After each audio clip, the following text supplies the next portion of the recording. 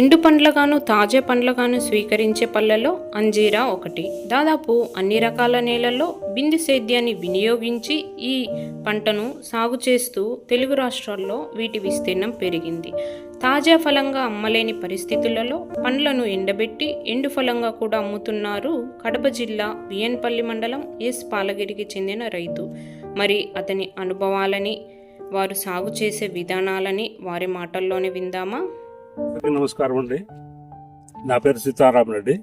మాది పాలగిరి గ్రామం, ఇరుప్రాయల మండలము.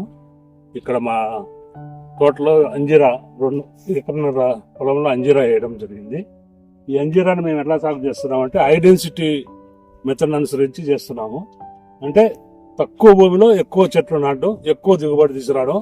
మామూలుగా అయితే 1 ఎకరానికి 150 చెట్లు నాటి జరుగుతుంది సాంప్రదాయిక వ్యవసాయంలో. బయట ఇక్కడ మేము నాటింది 560 చెట్లు నాటాము. చాలా తేడా వస్తుంది అనమాట. అంటే ఎక్కువ చెట్టు ఎక్కువ ఎత్తు పెరగనీయకుండా, ఇదేమంటే ఎక్కువ ఎత్తు పెరగకుండా చేతితో కోసేటట్లుగా రూటు ఎప్పటికప్పుడు కటింగ్ చేసుకుంటా రూట్ మనం చేతిలో పట్టుకొని కోసేటట్టు ఉండాలి. అంటే మేము ఫస్ట్ నాటేటప్పుడు 1.5 లోతు, 1.5 అడుగు లోతు, 1.5 అడుగు ఎడల్పు తీసి దీనిలో బాగా 5 కేజీలు చీకిన పశువుల ఎరువు, ఒక 300 గ్రాముల సూపర్ ఫాస్ఫేట్, 200 గ్రాముల పొటాష్ వేసాము. తర్వాత 1 కేజీ వచ్చేసి వర్మీ కాంపోస్ట్, తర్వాత పొడమి ఒక 200 గ్రామ్స్ ఒక్కొక్క పిట్లో వేసేసి దాదాపుగా 1 వారం వదిలేసి, తర్వాత ఆ పిట్లో బాగా హ్యూమస్ ఫామ్ అవుతుంది. అంటే జీవద్రవం అంటాం కదా, ఆ జీవద్రవం తయారైన తర్వాత మనం చెట్టు నాటుకోవాలండి. దానివల్ల చెట్టు వేరు బాగా బలంగా లోపలికి వెళ్ళిపోయి తర్వాత రోగాలు కూడా ఎక్కువ రాకుండా ఈ చెట్టును కాపాడడం జరుగుతుంది. బోధం దాదాపు 3 అడుగులు 4 అడుగులు బోధమైన నాటాము. ఈ బోధం వల్ల ఉపయోగం ఏంటంటే నాటం వల్ల మనకి న్యూట్రియన్స్, మనం ఇచ్చిన ఎరువులు ఏదైతే ఉంటాయో అవి ఎక్కువ చెట్టుకు ఉపయోగపడి, తర్వాత భారీ వర్షాలు పడినా ఏ వర్షాలు పడినా కూడా చెట్టు దగ్గర నీళ్లు ఆగకుండా ఎప్పటికప్పుడు పోయేదానికి ఈ డ్రైనేజ్ సిస్టమ్ బాగా ఉంటుంది. కాబట్టి రోగాలు కూడా దీనివల్ల ఆశించకుండా ఇది జరుగుతుంది. చెట్టుకి ఎంత బలం కావాలో అంత బలం ఈ పోది వల్ల లాభం కలుగుతుంది అనమాట. తర్వాత చూసుకున్నట్లయితే మేము ఇది డ్రిప్ కలిపి ఎక్కువ రాదు.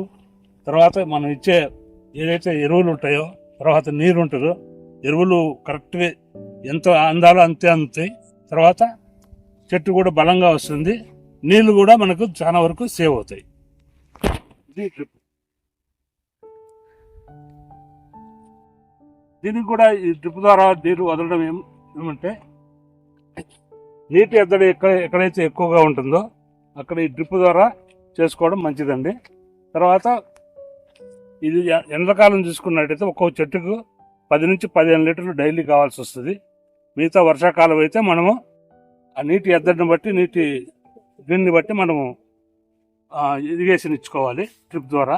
3 సంవత్సరాల నుంచి ఇది 3వ సంవత్సరం నాటి ఇప్పుడిప్పుడే ఈ కాయలు కోయడం జరుగుతుంది.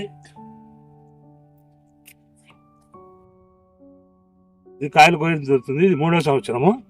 ఇప్పుడు పెద్దగా మనం దిగుబడి ఆశించలేము. ఇంతకుముందు సాంప్రదాయక వ్యవసాయం చేసిన వాళ్ళమే. అది మేము గమనించింది ఏంటంటే దానిలో ఒక చెట్టుకు వచ్చేసి ఎటువంటి పరిస్థితుల్లోనూ 200 నుంచి 250 కాయలు కూడా రావు.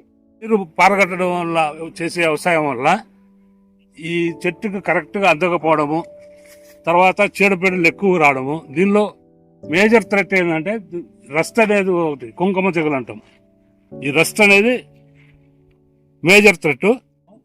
ఒక్కొక్క చెట్టుకు మినిమం 500 కాయలు వేసుకున్నా కూడా ఇది 15 నుంచి 16 కేజీలు వస్తుంది. ఇప్పుడు మార్కెట్ రేటు 150 రూపాయల దాకా ఉన్నది. అయినా 100 రూపాయలు వేసుకుంటే కూడా ఒక చెట్టుకి 1600 ఇంటూ 560 చెట్లు. అలాగే ఖర్చు చూసినట్టయితే ఇప్పుడు మేము ఈ బోధ చేయడము, డ్రిప్ పరచడం దాదాపుగా 1,20,000 నుంచి 1,40,000 మాకు ఖర్చు వచ్చింది ఎకరాకి. అదే సాంప్రదాయిక పద్ధతిలో చేసే వ్యవసాయానికి అయితే ఇంత ఖర్చు రాదు. అంతే అదే టైంలో ఇంత దిగుబడి కూడా రాదు, ఇంత క్వాలిటీ కూడా రాదు, ఇంత కీపింగ్ క్వాలిటీ ఉన్న పండు కూడా రాదు. ఏపీఎంఐ మేడం గారికి, తర్వాత ఈ ప్రభుత్వానికి కృతజ్ఞతలు చెప్పుకుంటున్నాను.